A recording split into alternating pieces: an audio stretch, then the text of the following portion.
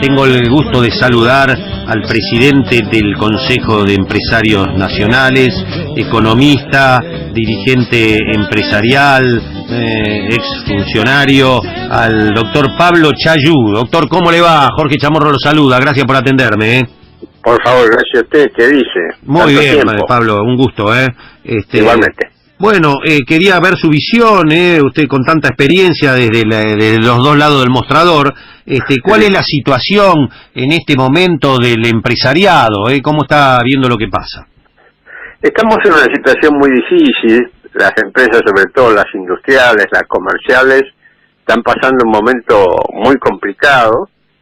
Están en una especie de cepo, porque por un lado hay aumentos de costos muy evidentes, por el lado cambiario, las tarifas, ahora van a venir un nuevo round de aumentos salariales, y por otro lado la política monetaria del gobierno, que impide trasladar esto a los precios, con lo cual se presenta una situación muy complicada, porque si las empresas tratan de absorber los costos, van a tener un debilitamiento patrimonial muy importante, y si trasladan a los precios van a tener todavía una caída más importante de la demanda, así que realmente están en un cepo muy complicado y muchas empresas van a caer lamentablemente, y el empleo también va a caer. Esto es muy lamentable, pero es lo que va a estar pasando. Bueno, a pesar de todo esto que usted muy concreta y claramente está hablando,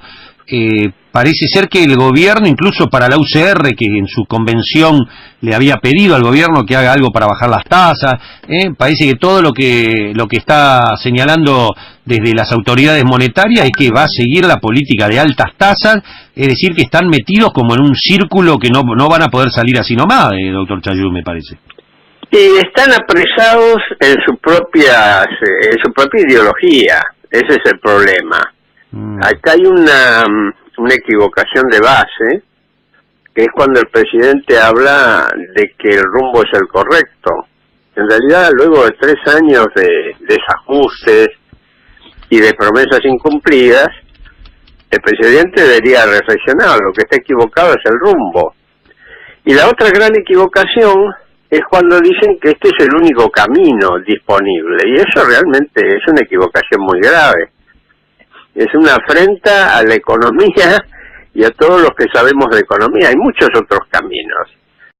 Bueno, que el gobierno se emperre acá es un problema del gobierno, ¿no? Pero lamentablemente el sufrimiento lo va a tener la gente, y lo van a tener las empresas. Eso no es bueno. Sí, hay algo interesante de lo que usted dice, para profundizarlo. El presidente, es más, se regodea, alardea de decir, no, este es el primer gobierno que aún con todas las dificultades, él acusa a un frente más exógeno a lo ideológico, como usted bien dice, habla de, a pesar de las tormentas y de las acechanzas que tenemos, este va a ser el primer gobierno que no da marcha atrás, que va a seguir para que este país definitivamente, en un tiempo que no se sabe cuál, ingrese al primer mundo y sea un país normal. ¿Esto es ideológico? ¿Es una cuestión de intereses por negocios propios? ¿O es un convencimiento personal de algún tipo? Es una mezcla de fantasía con una equivocación que me parece que tiene el presidente, o más que una equivocación, es un deseo que tiene el presidente de ser reconocido en el mundo. Fíjese, es muy interesante lo que pasó con el tema del gas. Sí. Hasta último momento el presidente defendía el aumento del gas. ¿Por qué? Porque aparentemente él lo que quiere es aparecer como un campeón del antipopulismo. Claro.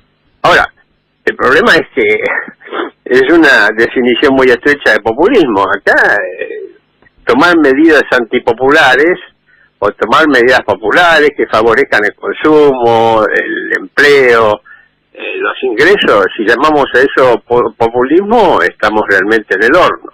Pero es el deseo del presidente de aparecer ante sus amigos internacionales como el campeón del populismo, del antipopulismo. Eso es muy pernicioso para el país. Fíjese lo que pasó con la Unión Cívica Radical. Tuvo un diagnóstico muy severo y muy adecuado. ¿Pero qué dijo la Unión Cívica Radical? Bueno, aguantemos esto y el año que viene va a ser el año de la reactivación. Ahora, también ahí hay que hacer un llamamiento. No es, digamos, no es indiferente que sigamos con este estado de cosas durante un año. Es realmente muy costoso. Costoso en términos de empresas, de empleo, de sufrimiento a la gente. Deberían recapacitar ante eso. ¿Y usted cree, Pablo, que el gobierno cambia por las cosas que marque hasta, bueno, esperemos que no, pero hasta una cuestión social muy complicada, o directamente, salvo que haya una catástrofe en las encuestas antes de las elecciones, le haga cambiar algo, o lo tienen todo claro y prácticamente ya están en manos del Fondo Monetario Internacional y han perdido todo manejo? Este gobierno ha perdido todo manejo porque está en su voluntad perder todo el manejo. Otro gobierno no hubiera perdido todo el manejo y hubiera negociado diferente con el Fondo Monetario Internacional, que es lo que hay que hacer. Un nuevo gobierno debe renegociar el acuerdo con el fondo. Y esto no debe llamar a escándalo, porque si el nuevo gobierno, supongamos que sea diferente a este, tiene una nueva expectativa de cambio, una nueva esperanza, sería absurdo que siga con la misma política que está enmarcada en este acuerdo con el fondo. De nuevo, esta no es la única dirección, ni el acuerdo con el fondo es el único que se puede lograr con el fondo. Hay que renegociar el acuerdo con el fondo, buscar nuevas alternativas, nuevos espacios, de tal manera que el país lo antes posible entre en un sendero de reactivación y de aumento en la ocupación y en los ingresos. Y a propósito de esa carta que se envió a Christine Lagarde del Fondo Monetario, donde ustedes junto a Guillermo Nielsen, Rafael Perelmiter, Guillermo Moreno y usted le decían directamente que corten el financiamiento, porque esto iba a ser un círculo imparable. Es más, el fin de semana lo habrá leído a Nicolás Dujovne, que suelto de cuerpo dijo, ante la pregunta creo que del periodista de La Nación o de Clarín, cómo va a ser el próximo presidente, sea ustedes o otro, para pagar todo el endeudamiento impresionante que ha habido, y suelto de cuerpo dijo Dujovne, no, eso no va a haber problema porque una vez que estabilicemos, volvemos al mercado y nos seguimos endeudando y pagamos con deuda. Claro, sí. Impresionante, la verdad, bueno. Un horizonte, pero para las generaciones futuras, maravilloso. Sí, dos cosas. Por favor. Esa carta la acordamos con Guillermo Moreno, él la firma como presidente de la Comisión de Economía del PJ Nacional. No decía que le suspendan los fondos a este gobierno. Lo que decía es que este gobierno no tiene derecho a apropiarse de fondos que corresponden al nuevo gobierno a ser electo democráticamente.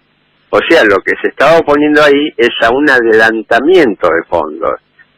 Porque si se adelantan los fondos totalmente, el nuevo gobierno tendría las manos atadas, tendría muy poca capacidad de maniobra.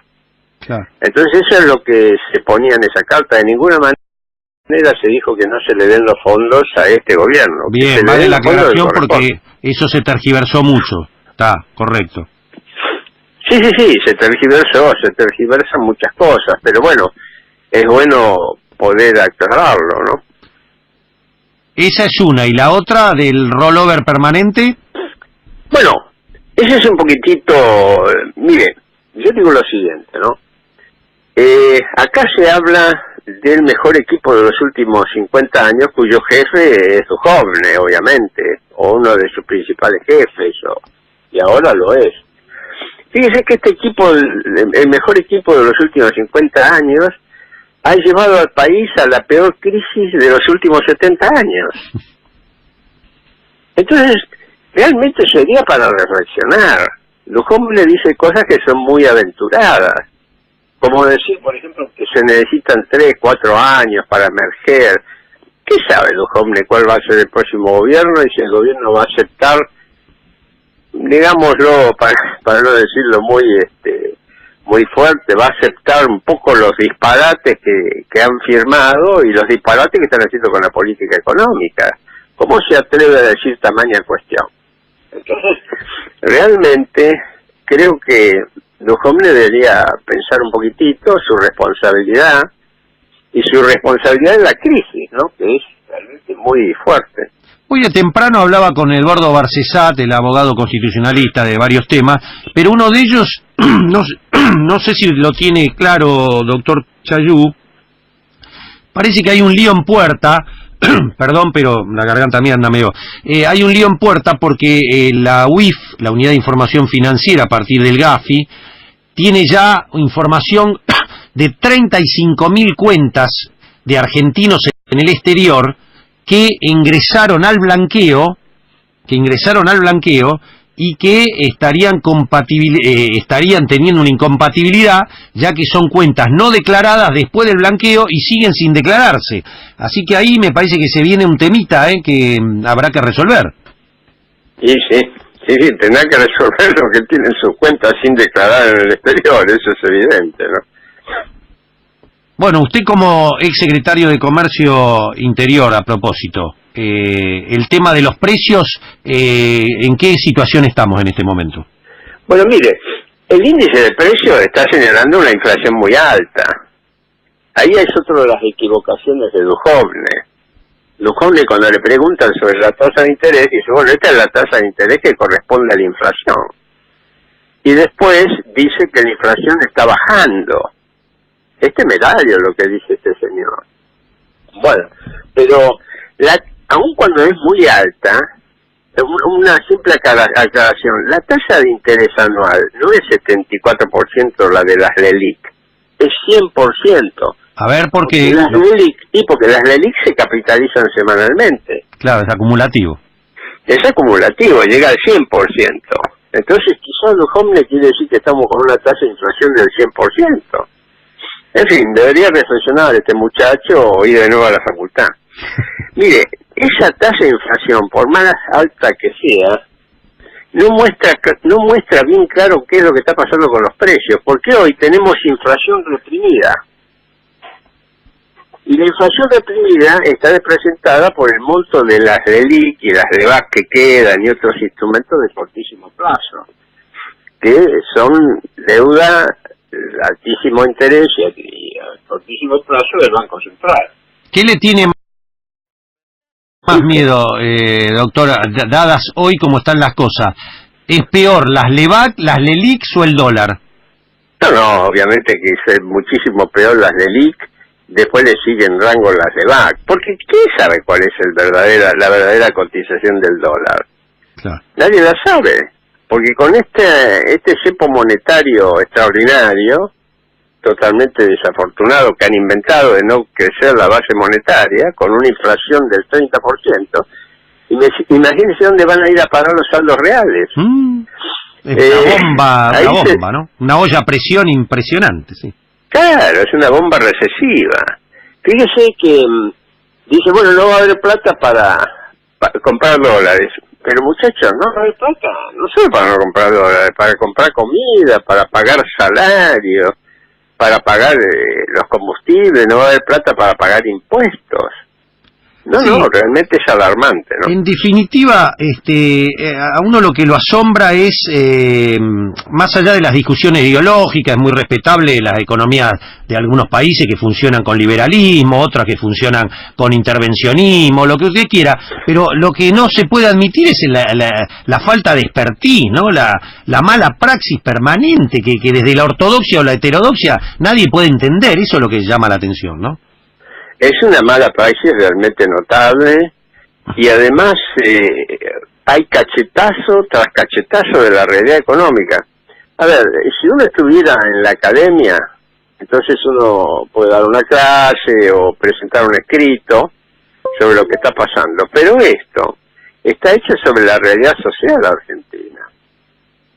Cada uno de estos errores y de lo que se dice que estamos bien, es mucha gente sufriendo, mucha gente que va a perder su trabajo, vaya a saber cuándo va a poder recuperarlo, mucha gente que está perdiendo sus ingresos, mucha gente que no puede llegar a fin de mes, que empieza a no pagar ni siquiera la prepaga, y que no tiene plata ni siquiera para la educación. Esto es muy angustiante. Tenemos que salir lo antes posible de esto.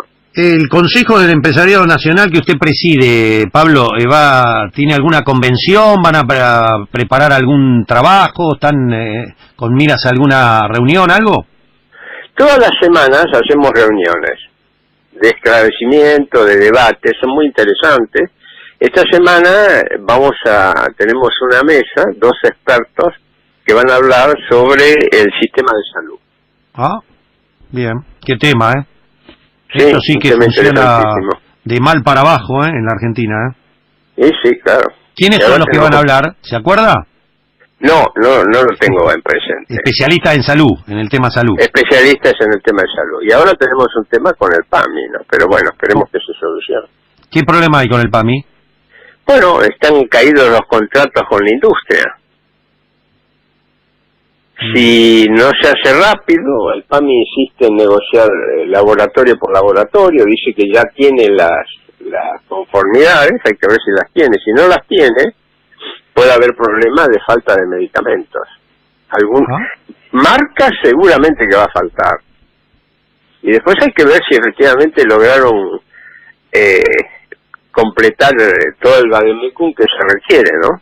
Sí. Pero bueno, ahí tenemos otra tormenta. ¿Esto que es para pasar por encima de las droguerías y negociar directamente con las farmacias directamente, con Pharmacity, con quién? Bueno, sí, se entiende que Pharmacity va a entrar con plenitud al acuerdo. Hasta ahora estaba de alguna manera controlada Pharmacity, pero se ve que ahora ese control va a desaparecer. Pero digamos que lo que se pasa por alto son las cámaras de laboratorios nacionales. Sí, la única cámara que estuvo de acuerdo con esta política del PAMI fue la que nuclea los laboratorios extranjeros. Las 2 nacionales salieron del convenio. De ahí viene entonces que el PAMI dijo, bueno, vamos a negociar laboratorio por laboratorio. Bien, un tema para seguir entonces, Bien. Sí, creo que sí. Pablo, gracias como siempre, un gusto escucharlo de tantos años, muy amable por habernos atendido, Gracias a usted, hasta luego. Hasta luego. El doctor Pablo Chaliú, ex secretario de Comercio de Eduardo Duhalde, un hombre de larguísima trayectoria dentro del peronismo, economista, dirigente empresarial, presidente del Consejo de Empresarios Nacional. Él era apoderado de Silfa, fue apoderado de una de las cámaras nacionales de lo que está diciendo el PAMI, atención, a seguirlo porque ya lo venía diciendo Eduardo Semino también, Eugenio Semino, el defensor de la tercera edad, que hoy hay un problema con eso, nueva modalidad del PAMI, con el vademecum, que puede traer aparejado falta de medicamentos. Se viene otro tema, y el tema de las LELIX, ¿no? Una bomba de tiempo que ayer lo reflejó muy bien Alfredo Zayat en Página 12.